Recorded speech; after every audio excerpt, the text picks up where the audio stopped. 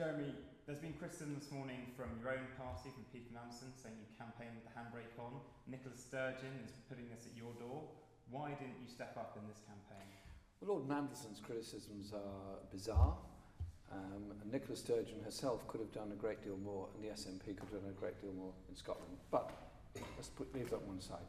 I campaigned the length and breadth of this country on a party position, which was that we should support remaining in Europe, recognising the many deficiencies of the European Union in order to reform it. I made the points about working conditions, I made the points about jobs, I made the points about environmental protection. I put those cases very strongly. The result is 52-48 roughly to leave the European Union, and we now have to deal with that. We have to deal with that in terms of opposing any austerity budget that the government might feel minded to bring along, but above all recognising this is a vote by many people who are very angry at the way their communities have been marginalised, government has underfunded so many of their crucial services and failed to deal with these issues. And so we will be standing up for workers' rights and workers' conditions. We'll be standing up for spending proper sums of money in the poorest areas of this country to improve the services that people have, and practically taking part in discussions with colleagues across Europe to ensure that when the exit does finally take place in the European Union, we still have some form of market access to Europe, because so many of our manufacturing industry jobs do depend on trade with Europe. But with respect, Nicola Sturgeon returned the whole of Scotland. There are swathes of Labour territory in the north of this country which voted to leave. Were you too much Islington and not enough the rest of the country? I travelled the whole country the whole time in this campaign.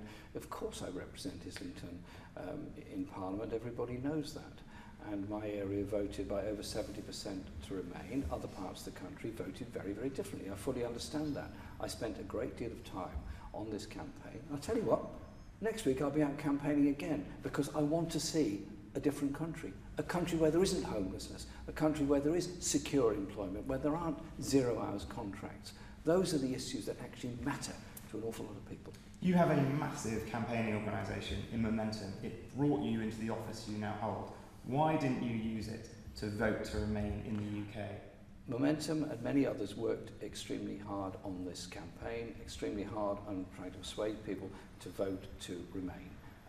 In the end, it clearly wasn't enough. But I'll tell you this, there were splits in both parties on this matter. Yes, a considerable number of Labour voters obviously voted to leave. A very much larger number of Conservative voters didn't heed their own party and voted to leave. And so we're now into a different political situation. The situation is that the issues of injustice, the issues of inequality remain.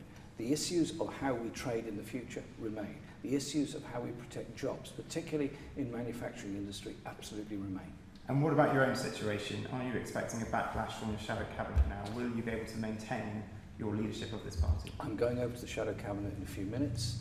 We'll be having a discussion about this. I'll be setting out, first of all, a huge thank you to colleagues who worked very, very hard in this campaign, and setting out our objectives about opposing austerity in Britain, our objectives about the future economic relationships of this country, and our objectives about the kind of society we want to create. And so those are the objectives we're putting forward, and I think that's going to be our priorities.